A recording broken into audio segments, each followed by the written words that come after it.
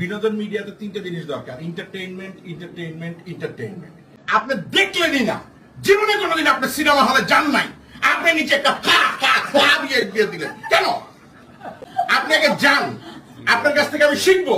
তো হিরো আলমের সাথে যখন প্রথম ফার্স্ট আমার ইন্ট্রোডিউস হয়, হিরো আমার একবারে একটা মানুষ কিভাবে এটা বলতে পারে আমি জানি না, সে আমাকে বলছিল ভাই আমার কোনো ভিডিও ছাড়লে মানুষ প্রথমে একটা গালি দেয়, তারপর একটু মজা পায়, দুই চারজন ভালো কমেন্ট করে, দুই চারজন খারাপ কমেন্ট করে, করে ঘুমায় যায়।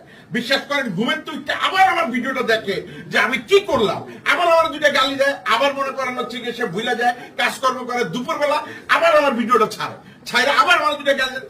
মানে একটা মানুষ তার কতটুকু কনফিডেন্স দেখেন যে যেই লোকটা কালচারাল অঙ্গনকে ভালোবাসে এবং তার ভিডিও দেখে আপনি বিরোধিত হচ্ছেন, এন্টারটেইনমেন্ট এন্টারটেইনমেন্ট এন্টারটেইনমেন্ট নিচ্ছেন, যেভাবেই নেন আপনি।